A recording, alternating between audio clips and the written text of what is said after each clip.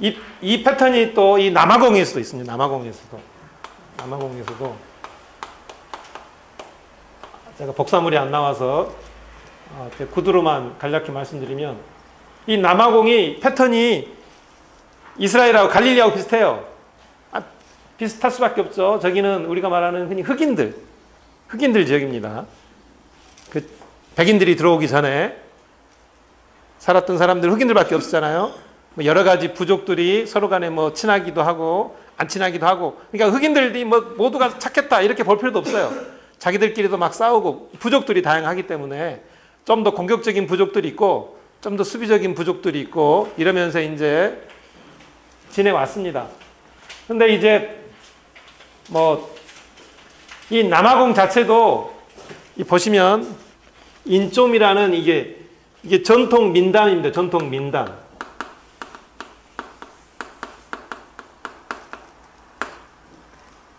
이게 사람들이 만들어낸 얘기예요.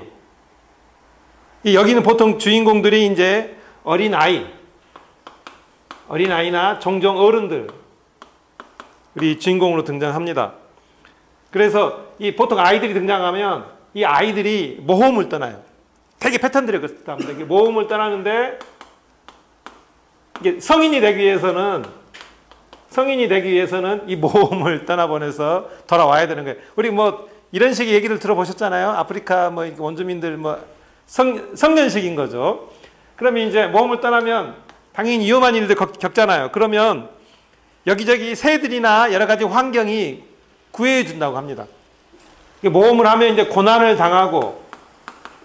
당했을 때 그 약한 자들, 이게 새들이나 뭐 여기 또 뭐가 나오나? 새들, 뭐 개구리 등등이 이 도움을 줘서 이 고난에서 벗어난다고 하는 겁니다. 그래서 이제 이 고난을 통과해서 이제 모험에서 돌아오면 이제 성인이 되는 것입니다. 그래서 이제 여기 대체로 이제 이런 결과를 이제 통하면 그 약한 자들을 서로 도와야 된다. 이제 이런 민담들이 주로 있었다고 합니다. 이게 보면은 뭐죠? 이 갈릴리 사람들의 내용과 민담과 비슷한 것입니다. 결국 이게 성인이 된다는 것을 뭐 갈릴리 사람으로 얘기를 들면 우리는 뭐 구원이라고 얘기할 수도 있는 거죠. 이 개념이 같다는 게 아니고 목적하는 바가 여기서는 아이가 성인이 되는 게 목적이라면 갈릴리 사람들은 그들이 시내산 계약에서 경험했던 그 하나님, 그들이 역사 가운데서 경험했던 하나님의 구원, 현재 그들이 겪고 있는 이런 모험과 고난으로부터 해방시켜줄 그런 구원인 거죠. 이게 이런 얘기들이 이 갈릴리 사람들은 구두로 전해졌던 거죠. 이게 구두밖에 없죠. 근데 갈릴리 사람들은 글자를 모르기 때문에. 근데 이제 이런 내용들이 다 원래는 이런 식이었죠. 대부분이. 성전 전에는. 근데 이제 이 얘기들이 저기 바벨론 유수 이후에 이제 성전 문화가 되면서 모세오경, 에스라와 뭐 확실하지는 않지만 모세오경을 통해서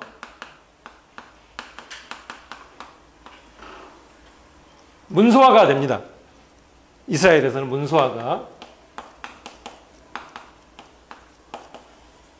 되지만 그래도 우리가 이해를 해야 될 게 이 문서화라고 해서 문서화가 아주 체계적인 작업이긴 하지만 모든 사람들이 많이 보는 게 아니잖아요. 문서화는 됐지만 이 예루살렘에 사는 사람들조차도 모세오경이나 이런 내용들 그 자기들이 아는 그 하나님은 이들과 비슷한 거예요, 사실.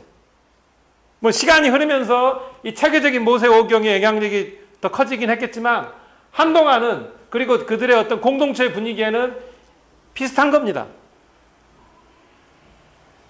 그러니까 어쩌면 원래의 하나님의 모습에 대해서는 이 서류로 정리된 모세오경보다 이 구두로 전해진 민담으로 전해진 하나님의 모습이 더 정확할 수도 있는 거예요.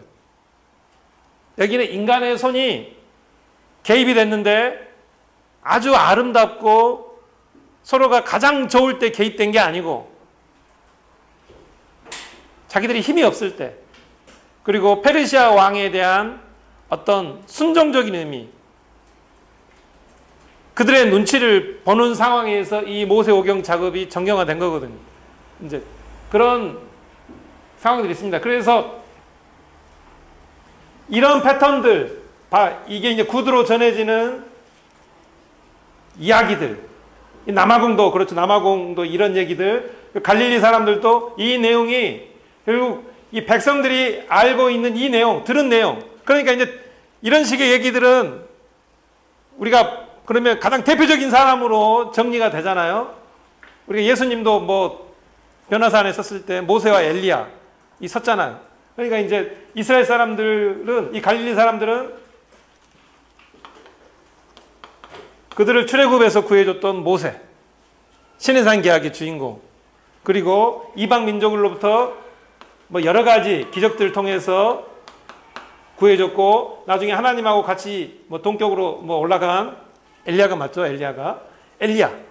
이 두 사람이 주인공이 되는 겁니다. 이 두 사람들이 벌였던 여러 가지 기적들이 민담으로 전해져 내려오는 거예요. 당연히. 그러다가 제2의 모세가 올 거다. 제2의 엘리야가 올 거다. 그 예수님에 대해서 갈릴리 사람들 그랬잖아요. 저가 모세냐, 저가 엘리야냐 이런 얘기들이 있잖아요. 그래서 이 얘기가 결국 예수님이 이걸로 통해서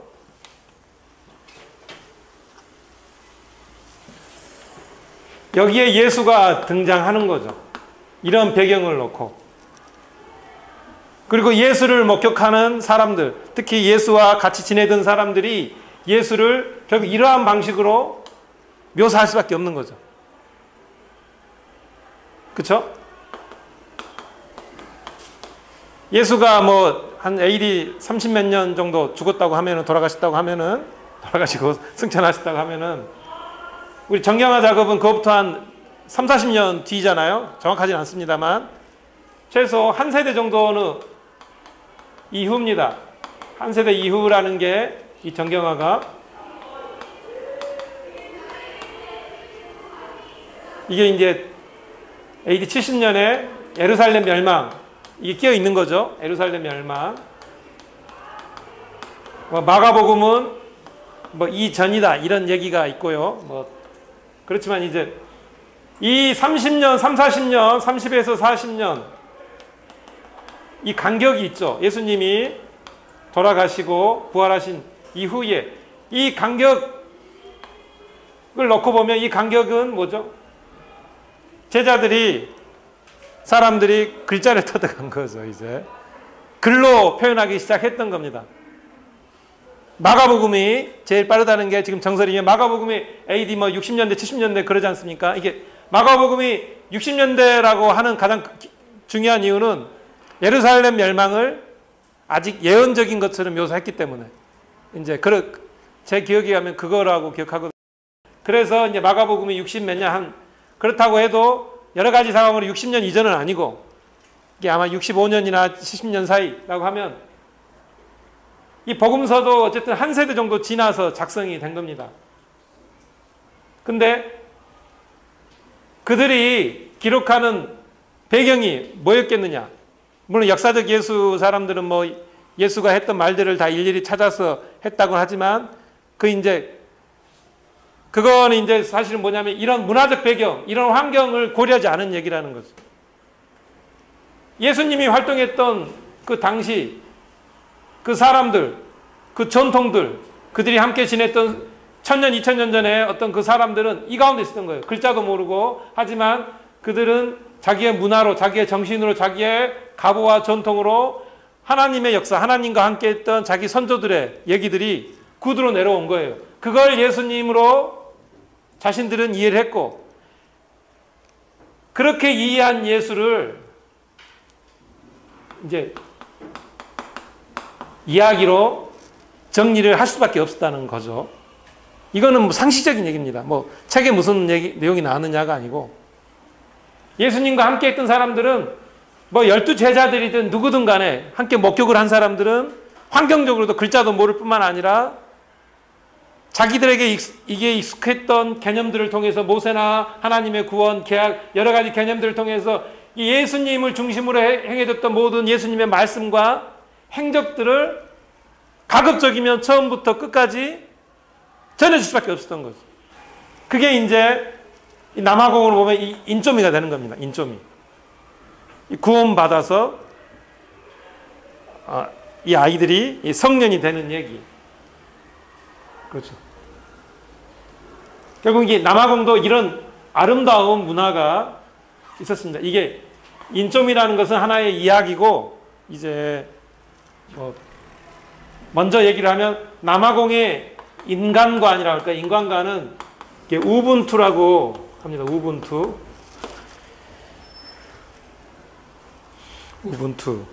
이게 뭐냐면 이제 인간이라는 존재가, 이게 한마디로 하면 사람은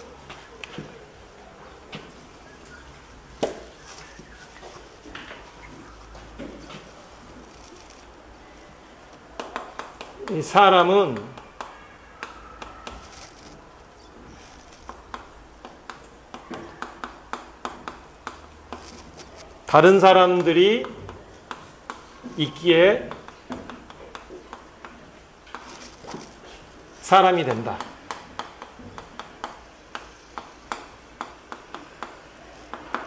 이게 이제 줄루족, 남아공의 가장 힘센 민족들입니다. 이 줄루족의 인간관이에요. 사람은, 사람의 정의가 뭐냐? 다른 사람들이 있기에 사람이 되는 것입니다. 이 인간성, 동정심, 돌봄, 이해와 애정, 나눔과 환대, 이 나눔과 환대 다 그런 거죠. 나눔과 환대. 이게 온전한 인간이 되기 위해서는 이런 삶의 자세가 필요하다.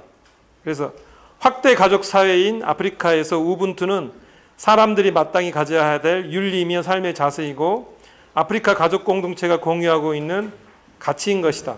그러기에 우분투는 물리적으로 공동체 안에 속해 있다 할지라도 사람들과의 상호관계 맺음과 작용 없이는 존재할 수 없다. 이제 이게 남아공의 인간관이에요. 그리고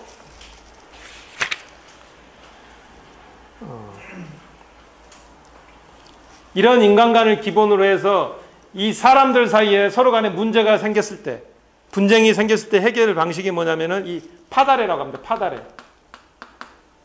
이 파다레는 이 굉장히 중요한 용어 같아요. 이 둘 다. 파다레는 뭐냐면 이제 이게 마을 옥이나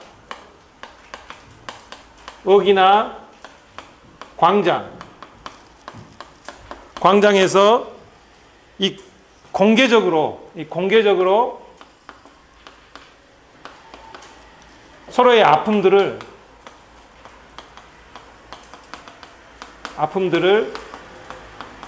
얘기하는 것입니다.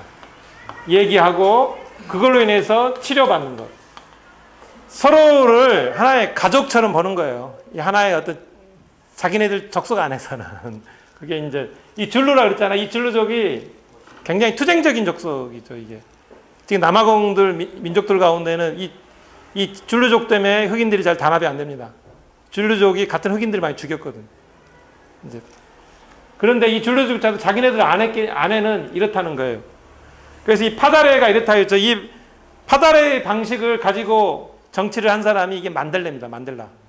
만델라가 이제 이게 아프리카식 민주주의라고 합니다. 아프리카식 민주주의. 다시 얘기하면 다수결이 아니고 만장일치. 이 만장일치로 되도록이면 만장일치로 가려고 하는 거죠. 여기에 이제 전제되는 내용이 있겠죠. 그 회의나 그 상황을 이끌어가는 어떤 지도자의 리더십은 있어야겠죠.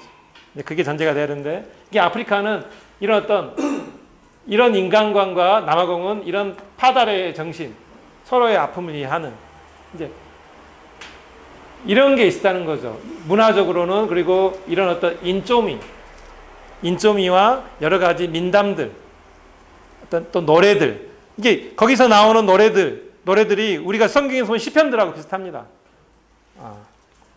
제가 노래 잠깐 불러드리면 이래요. 그의 창은 무시무시하다.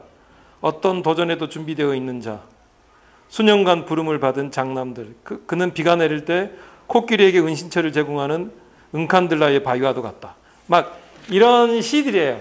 이게 이 남아공 원래 전통 사람들이 그런 시들과 어떤 저런 인조미들 통한 어떤 이야기들, 그런 어떤 서로 간의 공감들, 그리고 이런 인간관, 서로가 서로에게 의지하는 인간관과 또 어떤 어려움이 생겼을 때 풀어가는 이 파달의 방식. 이제 이게 원래 남아공의 전통적인 방식이었던 거예요.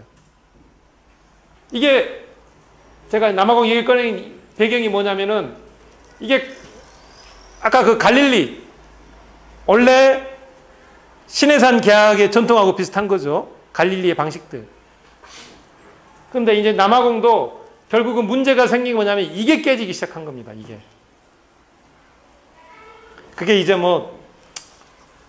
상식적으로는 당연히 알 수 있는 얘기들인데 이제 백인들과의 관계에서 여러 가지 정치적인 이유로도 그리고 경제적인 이유로도 그렇습니다만 이게 굳이 이제 여기서 문화적인 것을 예를 들면 문화적인 얘기를 해야 되는 거는 아까 그 성전 문화와 갈릴리 문화와 그 비교되는 것을 연장선을 보는 겁니다. 이 나름대로 이런 어떤 아름다운 전통들이 이어져 내려왔던 거죠. 근데 이 문화적으로도 이것을 파괴하는 계기가 이 아프리카 이 선교사들입니다. 선교사들을 통해서 이게 깨질 수밖에 없는 거예요. 이 선교사들을 통해서 이제 나중에는 당연히 영문판이 나왔겠죠. 영문판 문학 작품이 나왔겠죠. 근데 이 영문판 문학 작품을 아까 이스라엘 돌아온 이스라엘 분들이 예를 들면 이거는 페르시아어로 된 문학 작품이라고 볼 수 있겠죠. 이게 비교는 이걸로 비교가 되는 게 아니고 이 선교사들이 개입을 해서 저런 어떤 책들을 더 많이 나오도록 작업을 합니다. 이게 토착어 문학 작품들이 더 많이 등장하게 되는 거죠. 그리고 이제 이런 어떤 아프리카에서 남아공 사람들도 어떤 글을 쓰는 능력들이나 여러 가지 면에서는 실력들이 늘어나긴 해요. 그죠? 늘어날 수밖에 없죠. 근데 그게 다 좋은 거냐? 아닌 거죠. 이것도 시간이 흐르면서 결국 어떻게 되냐면 이 선교사들이 했다는 이게 드러날 수밖에 없는 겁니다. 기독교적인 내용이 들어가는 거예요. 기독교적인 주제를 이 코시, 이 남아공의 전통 코시 구연 문학으로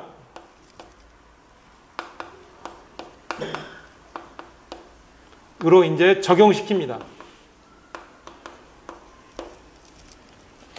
그 다음에 이제 영국 작품이 드디어 등장하기도 합니다. 이제 이러면서 어찌 되죠? 똑같은 패턴이죠. 이 저항성이 누그러집니다. 저항성이 다운됩니다. 저희도 똑같이 겪었죠.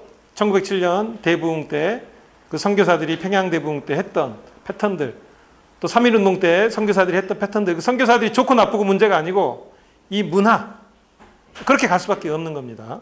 그러면서 이제 저항성이 다운되자 여기서 끝나는 게 아니라 이 남아공에 있던 이 기독교인들이 우리도 그래. 우리나라도 그랬지만 이 선교사들과 대립을 하게 됩니다. 대립을 하게 되는 거예요. 대립을 하게 되면서 그들이 직면한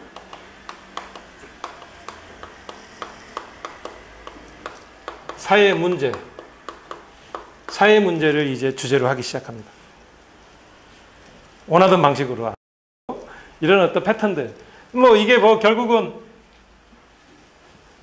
예수님의 방식하고 비슷한 거죠. 이 구도가 계속적으로 이어집니다.